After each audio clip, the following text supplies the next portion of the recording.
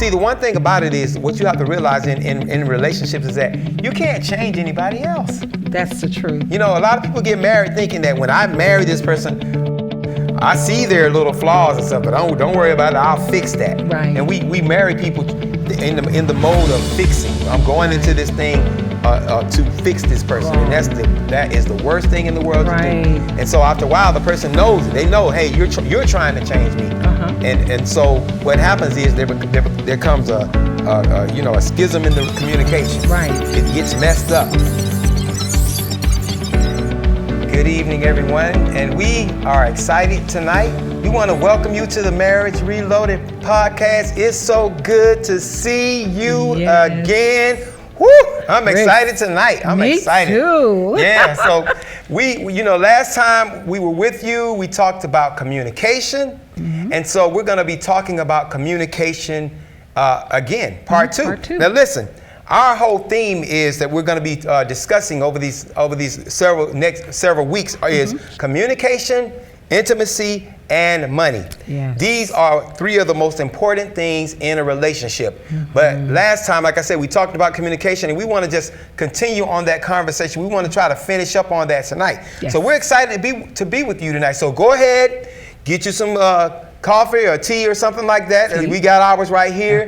Get, you and your spouse, go ahead and sit down and get cozy on the sofa and just get in front of that TV screen. Get you a notepad so you can just take some notes tonight, because we have some real good information for you tonight. Yes. And I'm just excited even just to be sitting here beside my wonderful bride of 27 years. Yes, 27. I know how long I've been married. 27 wonderful years we've been together. Yes, thank God for that. Thank God for His grace. It's not by power, nor by might, but it's by His Spirit. It's because of God that we're here together. He's the glue that holds our relationship together. So, you want to make sure that you keep God as the center of it all. Yes. There is no marriage without God. That's right. And so we want to get on with it tonight. And so, honey, I want to let you get in there and, what do you, how you feeling tonight? Slow down. He's let so me slow down, because I'm all excited tonight. I'm ready to get on the roller coaster. Go ahead. But let's just get to the. Let me let you pull your belt down so you can get secured in. No, I can't pull the belt down, but I'm talking about that thing on the roller coaster. Okay, the belt. Okay. So I wanted to say that I'm excited about being here tonight with my honey. God has done so much in our lives that it just makes me just ooey gooey on the inside just to be able to sit next to him right now, because we have come through so many trials and tests. So communication is one of the things that was near and dear to our heart. It still is. So that's why we're going to hit on these topics, because we need to understand each other in order to go forward. But did you forget to are you going to do that at the end? We're going to do that at the end. Okay, because the women, we love to get everything in there, you know. So, yes, we have some exciting things to share with you tonight. I'm ready. At the end. Yes, go ahead, honey. So we were talking about communication last time, and I want to kind of recap just a little bit, but we talked about how the definition of communication is the exchange of ideas between two parties or individuals. So it's when two people are exchanging ideas. They have stuff that they want to talk about. You may have an idea, I may have an idea, so we come to a place of common ground and then we begin to talk about it. But what happens when that communication, those exchange of ideas get complicated, where there's schism between two people. Then that's when the problems come along. Or when somebody's not exchanging ideas, the other person is talking. And we talked about this last time, and they're expressing everything that they have to say, and the other person is just shut down. They're not communicating. They're not talking. Now we have some problems going on. Yes, and there's a disconnect there. Yeah, because I feel like, hey, I'm letting you know something, but you don't hear me. Yeah. You don't hear me. And we talked about last time how there's a difference between listening and hearing. Yes. So can you share with them what that means? Listening, the difference between listening and hearing? You want me to share? I mean, I don't mind sharing, and you can jump in. Listening is active listening. You're sitting there and you're listening to the person, but hearing, you could be doing other things. Am I right? Yes. I can be sitting here hearing him and not actually listening to him. When I'm listening, I'm actually looking into his eyes. I'm actually engaging with him. I'm actually motioning, yes, I understand you. So that's what that is. Right, because you can hear something, you might hear something going on outside, but you don't really know exactly what it is. Yeah. You just hear something. Yes. But when you're listening, you know exactly what's going on. Yes. So it's important not just to hear your spouse or your significant other, but it's important to be listening. Yes. So you know what they said. You know what I mean? And we talked about 3 different types of communication: verbal, nonverbal, and physical. Yes. And all 3 are important. You have to pay attention to all 3 of those. There's my wife demonstrated last time some verbal communication that we have. That's when we're speaking out of our mouths. Yep.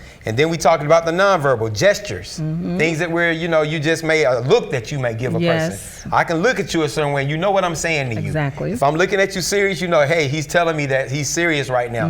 If I'm looking at you with a smile on my face, I may be saying I love you, whatever. Right. There's verbal, nonverbal, and then there's the physical. Yes. And so what about the physical? Because you did some little things with the physical communication. Well, I actually did motions before, but I can touch you to do the physical touch to let him know that I'm here, I'm listening, you know. So that's another way of communication. So those are 3 of the ways that people really communicate with each other, those 3 ways. And so we have to pay attention to all those 3 ways. Because one person's may be a very strong verbal communicator. Another person may be a strong physical communicator. Yes. Then there's a person who may be nonverbal. Exactly. So we have to pay attention to all 3 of those things. All of those matter. Yes. Yep. And so we talked about also why some people don't have problems with communication. You know, why people don't communicate. Yeah. Because I believe that that's one of the big problems in marriages is when people don't talk. Right. You know, they're in the house together, but they're just passing each other every day. They're not talking about things. They're not dealing with issues that are going on, you know. And there's a reason for that. And we talked about that last time. Yes. And so one of the reasons that we talked about that was that sometimes people are afraid of the response. Absolutely. And I can personally say that, you know, there were many times when I didn't communicate with you about certain things because I was afraid of how you were going to respond to me. I was afraid you might get upset or, you know, whatever, or your response might be harsh or something. So I was like, I'm just not going to say anything. Yeah. But then when you found out about the situation or whatever it was, you were like, then you were really upset because you were like, well, why you didn't tell me? You know, and so I had to get past that. I had to work on that. I had to work on, you know, just saying, look, it doesn't matter how she's going to respond. I just need to be honest and tell her whatever it was. Yeah. Yeah. Because if you find out anyway, you're still going to be upset. So it's better to just go ahead and find out what the person's telling you than not. And then I also had to change my response because I don't want you to feel like you can't come and talk to me. You know, the reason why I was the way I was is because of the things that have happened. But it's still no good reason to keep responding the same way because you're going to get the same results. And people should not feel that they can't come to you and talk to you. Initially, when we're discussing what we need to discuss, the shock of it or whatever goes on, it is a response that you might not want. But if a person continues to do the same thing, you respond the same way. And so we have to change our response. I realized that over time, that when I changed my response, even if you hadn't changed, my response to it could be different, and then you did change. Right. When I responded differently to you, when I communicated differently with you, then you started acting accordingly. Because you didn't want to come to me because there were things that you didn't feel comfortable telling me. Right. And I didn't feel comfortable receiving them, but I didn't want to necessarily feel that you can't come to me. Right. And that's a problem when we can't communicate. Yes. So. And I think a lot of men may feel this way too. Your spouse needs to be a place where a safe place to lay your head, you know what I mean? They talked about how we heard a message about how Samson in the Bible he laid his head in the wrong places. Yes. You know, he was telling the wrong people his secrets. Yeah. You know, and they took advantage of him. We talked about Delilah, how Delilah took advantage of Samson. So he laid his head he was laying his head in the wrong places all the time. Yeah. And sharing his secrets with people that wouldn't keep them. And that was ultimately what caused his death. Right. So we have to be careful that we don't. You know, that we can say, hey, I can lay my head in my spouse's lap and I know that she's going to be able to, handle my secrets, keep my secrets, minister to me even if that's what's needed. Yeah. And so that's one of the things that men say. But another thing that we know women always say is that, hey, the reason why I don't talk to my husband is because he doesn't listen. So, and we because I used to hear that all the time when we first met. You don't listen to me. You don't listen to me. Yes. So why do women say that? Because you don't listen. That's the bottom line. But honestly why speaking, don't we listen though? That's what I meant to say. But that's a question. That's the answer that you have to give us. Why aren't you listening? Because a lot of times men are distracted with things. You have a lot of things going on. A lot of things on your shoulders. A lot of working, running, doing several different things. What is the reason that you don't listen? Because what I realized that I've needed to wait to a good time to speak with you when you were at a place of peace and when you were at a place where your mind wasn't running so much. So for me, I had to find a strategy and a way to communicate, because it used to bother me because we were both running all the time and I would try to talk to him and he wasn't listening. And then it was because of the response that I got. If you were listening, then you would change the behavior or how you were acting and reacting with me. So that's one of the reasons why we feel that there's no listening going on, because the response has not changed. You haven't changed. When we spoke about the thing and you said, oh, I understand, you're actually physically looking at me, but you're not actively listening or making changes. So that's why we say that. Yeah, so, and sometimes we continue in the same behavior too. Right, that's what I said. We continue to keep staying in the same behavior, and the person is telling you, listen, this behavior is bothering me, it's hurting me. Yeah. And many times we don't want to, I'm just being honest, sometimes we don't want to change. We're comfortable being where we are, doing what we're doing, and we don't want to change. So it's like, well, a lot of times if the person keeps saying the same thing to us, after a while we just begin to block it out. Yes. Until we're ready. And we can feel that. Yeah, we just block it out, and then until we're ready to change, we say, okay, you know what? I've been operating in this behavior for long enough. Yeah. And we have to have I believe every person has to have a personal conviction of the changes that they need to make. No, see, the one thing about it is, what you have to realize in relationships is that you can't change anybody else. That's the truth. A lot of people get married thinking that when I marry this person, I see their little flaws and stuff, but don't worry about it, I'll fix that. Right. And we marry people in the mode of fixing. I'm going into this thing to fix this person. Wrong. And that is the worst thing in the world to do. And so after a while, the person knows it. They know, hey, you're trying to change me. And so what happens is there comes a schism in the communication. Right. It gets messed up, and now there's no listening, there's no communication. Everything just begins to shut down. Yeah, because when you're meeting someone, you're meeting the representative. Everyone puts on their best face forward, and as time goes on, sometimes it's like someone trying to skin a cat, whether it's a male or a female. They're trying to get that person. So you're trying to put on the best face, but the best thing to do is always be your authentic self, because we all have a really wonderful, warm, fuzzy side, but you always want to be who you really are. Because it's going to come out anyway, So you don't want to get into a relationship communicating the wrong stuff in the beginning to get that person, because what you do to get them, you're going to have to keep that up. Yes. You're going to have to. So if you're pretending, you're going to always have to pretend. Yes. Be true to thyself. Yes. Learn to be yourself. If that person truly cares for you and love you, they're going to be drawn to you anyway. Yes. If you have to manipulate and try to control a person, then they won't be with you long. They will only see you for who you truly are. Yes. A manipulator or a controller, But when our personal flaws come up and we learn how to communicate, even if it's a little frizzy and tension there, we have to communicate what we're actually feeling. Yes. So when we go through the points of you're not listening, I'm listening, all of that, we have to get past that so that we can get to the real communication. The root of the problem. That's it. Because a lot of times we're dealing with the fruit on the tree. Yes. And sometimes we deal with the fruit for years. We had that problem we're just dealing with the things that are growing on the tree. Yeah, the we are the spider web. Or we're dealing with the web, but we never kill the spider. Right. And so it's important to get to the root of whatever it is, so that you can move forward and work on those things. Right. And we just talked about this week how we can't assume that the other person is thinking the same way. Oh my goodness, yes. Or that assumption, and we've heard this before, is the lowest form of thought. And we talked about how we could have some examples of, we've had examples in our relationship of how we just assumed that, hey, you knew that what I was doing, and it's not a good thing. It's just like, we talked about how, one time I said I was gonna go fishing, and then I was telling you that I was making a cake for someone, and the same place the person I was making the cake for was the person where I was going fishing, but I didn't tell you that.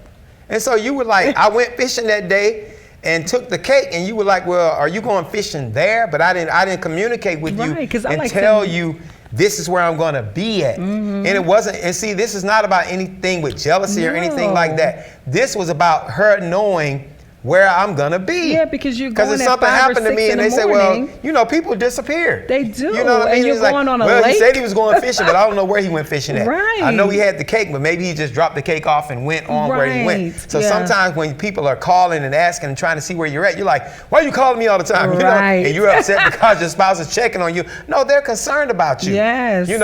And the same thing, we talked about how you were gone one time. You said you were going to get your nails done, and I did. And then 4 hours passed by, and I was like, oh my God, my wife, where is she at? Phone then I was trying to call your phone. Yeah. I was getting ready to get in my car. I called a bunch of people and go looking for her. Yeah. And to find out she just had. Bad. Yeah. I lost track of time. I ran into a friend, and we ended up talking. The nail shop closed down, and we were still talking. And I said, wait, what time is it? Oh my goodness, I need to call my husband. I told him I was going to get my nails done and go straight home. And he was so upset. He called my whole family, And you see how she did. But things do happen, so we should be able to communicate. But I did lose track of time. I don't know if my phone died or it just wasn't ringing or something happened. But I called him, and he was upset with me. I was upset because I was concerned. But I understand why. I was so concerned. I was like, oh my God, where is she? Yeah. I love her. And that's why we check up on each other. Hey, I gotta, that my wife, where's she at? Because stuff happens. So, when you love a person, when you're concerned about a person, you just want to make sure that they're okay. Yes. And that's what good communication does. Right. It says, hey, listen, I decided to stop here. I decided to stop there, or I'm going here. Right. So you'll know where I'm at. You know what I'm saying? We live our lives together every day. Yes. You're living your life with that person every day. So they need to know where you're at, where you're going, who you're with, so that, if anything happens, they can say, okay, yeah, the last time I heard, they were with such and such. Yes. You know what I mean? Also, I want to say this too. This is not just for married. Even though we're doing marriage podcast, single people need to do this too. You need an accountability partner. You need to be able to say, hey, I'm going here, I'm going there. Because if something happens and you go missing, someone needs to know. Yeah. They really do. And then you're planning to get married. This podcast is for you, so that you will have these tools to take with you. Yes. Yeah. If you're planning to be married, you need to be sitting down watching this. Say, hey, get your pointers in. Get your pointers in. So Absolutely. because you might be single and you might just go where you want to go, do what you want to do without telling anybody, and you thinking that when I get married, I'm gonna do the same thing. Your wife might be like, hey, no. I know you used to just run off with your boys and go whatever, but hey, now I need to know what's going on. Yes. You know what I mean? Yes. So and females too, because when I used to go off after work, go get something to eat with friends and not call, because I was single. I didn't have to do that. You didn't have to. And he's calling me like, where are you? Why didn't you call? Yeah. And I'm thinking, did I really have to call? Well, yes, you do. We have to check in with each other. It's a communication. Communication. And so one of the things we also talked about is, even if the viewpoint of the person is true or not, we have to still validate that person's feelings. Right. So sometimes we may not feel like what they're saying is true, or it may be true, but you don't want to just dismiss a person. Right. Like if they're telling you, look, this bothered me, what you said or how you said this, it offended me. Sure. And you're saying, that wasn't what I meant. And we've gotten into those kind of conversations before, where it's, I said something and she said, well, that's the way I took it. Or she said something and I said, well, that's the way I took it. And she was like, no, I didn't mean it that way. Right. But that's the way it made me feel. Yes. So she validated my feelings, and I have to validate her feelings. And the same thing with you. if your spouse is telling you something and saying that you made them feel a certain way, in a good communication, you validate that person and say, okay, all right, if that's how I made you feel, I apologize. It's easy. It's easy enough to say. Now, it's not always easy to say I'm sorry. Wow. But to validate and go ahead and just say it, look, that's it. Yeah, that's it. That's just it. Yeah. And one of the things that we wrote down today, we wrote down this week, is the best apology is change behavior. Yes. And what was the other thing? And the other thing that you said you said you wanted to talk about is pride makes excuses.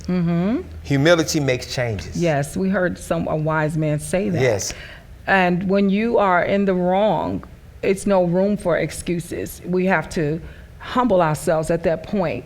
Even though it hurts to swallow the pride is the thing that keeps us from actually, going forth and saying, I'm sorry. Yeah. With that lump in your throat, knowing that you are so wrong, but you need to apologize. And maybe you have to take a minute and just get to yourself and gather yourself and muster it up, because it is necessary for change. It is necessary for change. And I will tell you, it's been lots of times I had that lump in my throat and I had to go get to myself and get back and ask God to help me, because it's pride that makes the excuse that we don't want to say, I'm sorry, honey. I was wrong for how I spoke to you, or just not calling, or just treating you, indifferent. I'm sorry, and we have to get to that place. Yes. Yeah. So it's definitely important. I mean, because it's I know for many people it's just hard. It's like, I don't want to apologize, especially if you're already angry. Yeah. So the best time sometimes is just to get to yourself first, calm down, and then let God minister to you. Just calm yourself down, and then go back to the person and just say, look, and don't make any excuses. Yeah. Don't be prideful. It's easy to get prideful. Right. You know what I'm saying? In marriages, pride can jump in there very, very quickly. Yeah. But when I know for myself, because I just like to use myself as an example.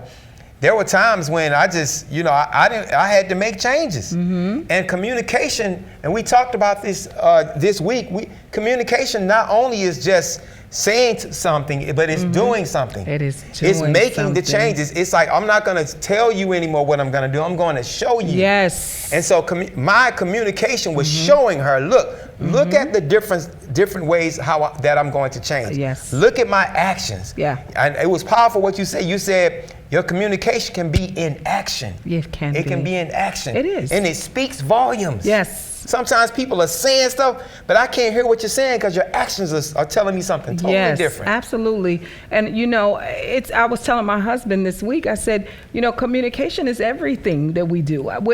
It's not you telling me what you do. I can tell you, you brush your teeth in the morning at a certain time. You come home at a certain time. Your patterns are communicating to me. So when a person patterns change. Am I going in the direction you want? When a person patterns change, we notice that. It's not that you're telling me one thing with your mouth, but your patterns are changing. You're not as attentive. You're not talking to me. You're not eating dinner anymore. You're not calling me. You're not texting me. Your patterns have changed. You brush your teeth in the other bathroom versus this bathroom. Yes. I know your patterns. Your patterns speak to me. It's not what you're saying to me. It's what you're saying with your whole life. Your whole being is a way of communication. Everything that we do, we can find communication in it. We just have to take the time to sit back and see what communication really is. Yes. So if my husband changes his patterns and he's not coming home at a certain time, or he's not calling me or texting me, or he's showering the other bathroom, you can't tell me that something is not. I'm communicating something. He's communicating. I may not be communicating that to you, but you're receiving it as communication, because it's my actions. Actions are speaking so loud. The words that he said doesn't matter. And also, I wanted to hit on this point really quick because our time is running out. Yeah. When we talked about even communicating as far as when we're not being honest with each other, don't we change our behavior? Yes. When I know that my husband does not want me to go shopping, the behavior changes. I go when I know he's at work. This is past. I'll go purchase something, hide it in the car, put it in the closet when I don't think he's looking, and then go ahead and wear it. And he's, that's something new. Oh, I had that. I had it since last week, but he knows the difference. I'm communicating with him by the way that I'm acting. So a lot of times we're looking for verbal communication, but nonverbal is very loud. It's very strong. It's very strong. So I had to change my behavior and say, look, now I say, hey, honey, I bought something. I don't have to hide from him. He might say, because why am I hiding? Why am I changing my patterns? Because those are things I know that we discussed, and I'm not comfortable with bringing that to the table, so I would sneak and do it. But if we're communicating openly and I don't have anything to hide, I will actually do it and tell him and say, hey, honey, I'm within the budget, and we discuss what we're doing. Yes. All right? Yes, definitely. Yeah. And so one of the scriptures that we had that we brought up was James chapter 1 and verse 22, and it talks about, it says, but be ye doers of the word, and not hearers only, deceiving your own selves. Yes. For if any be a hearer of the word and not a doer, he is like unto a man beholding his natural face in the glass. For he beholdeth himself and goeth his way, and straightway forgetteth what manner of man he was. So it's a person that looks in the mirror, and then as soon as he walks away, he forgets what he looks like, or he forgets what type of person he is. You understand? So God doesn't just want us to just be hearers. He doesn't just want us to hear, but he wants us to do. Yeah. It's about our actions. Yes. It's about our actions with our spouse. That's the best kind of communication, is me showing you that I'm different. I'm not just saying it with my mouth. I'm going to do better. I'm going to be different. I'm going to do this. I'm going to do that. I love you. When I say I love you, I can show you that I love you by my actions. I can say it all day long, but my communication with my action shows you that I love you. Absolutely. So what we do every day establishes our character in a communication. Absolutely. Every day what we do, that's what's going to establish our communication and our character in that thing. Yes. I want to share scripture too, because this was one of the scriptures I had to stand on as a woman of God when God was actually changing my life, transforming me in this marriage. Because when we come in with our communication, I came in with a bunch of baggage. So my baggage was, I was very mouthy. I was communicating very boisterous and loud. God did some work in me. And this is the scripture that I stood on, James 1:19. Be quick to listen, slow to speak, and slow to anger. Those are the things that I had to do. I had to learn how to be quick to listen. Listen to what the person is actually saying. Because we had a lot of dishonest conversations, it was very difficult for me. But when I started listening, I started hearing differently. I started hearing his heart and why he was doing the things that he was doing and saying the things that he was saying, because I had to be quick to listen and slow to regurgitate my words back to him and call him this and call him that, and slow to be angry. Those are the things I was opposite. I was quick to respond and very, very boisterous and very angry. And so once I began to do introspect with God, he began to transform my life. And so I began to do this. Quick to listen, slow to speak, slow to wrath. That's good. Amen. And that's wisdom right there. That's from the book of Proverbs, right? Yes, Am I it correct? is. So that's, no, I'm sorry, that's James. Oh, James. James 1:19. James 1:19. So that sound like Proverbs. Yeah. But so a soft answer turns away wrath. Yes. That's Proverbs. A soft answer turns away wrath. So it's not always just going toe to toe. Yes. Sometimes it's knowing how to answer, softly, answering just calmly, and it lets the other person's defenses go down. Yes. Where they're not ready to just come back at you. They may come at you in an aggressive way, but if you answer softly and say, okay, what are you trying to say? So learn how to practice these things. Begin to say, practice. See, you got to put this stuff into practice. Yes. It doesn't matter how much we can sit here all day and give you all of these principles, but if you don't turn around and begin to go back and practice these things, then what'll happen is it'll never take effect in your life. Right. So in order to be an effective communicator, you have to begin to practice every day. Yes. Say, look, this is how we're gonna communicate.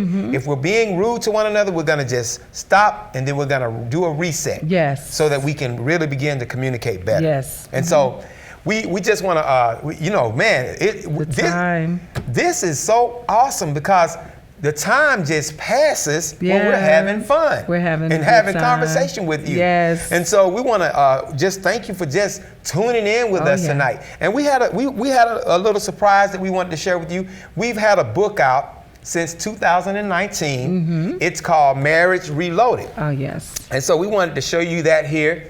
This book is our story. This is the story of our marriage. Yes.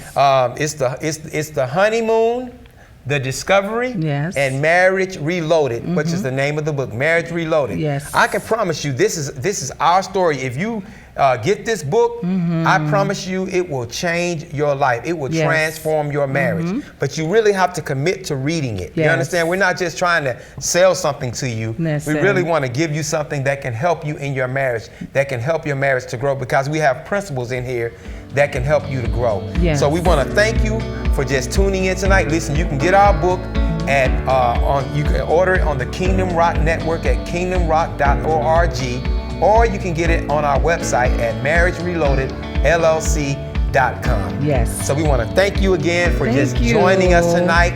Listen, go ahead and get with your spouse and communicate. Yes, and if you have any questions, any comments, please give us a shout out on Kingdom Rock Network. Thank you. Yes. So we thank you tonight, and we appreciate you. Yes. And we'll see you next time on the Marriage Reloaded podcast. Have a wonderful evening. Good night.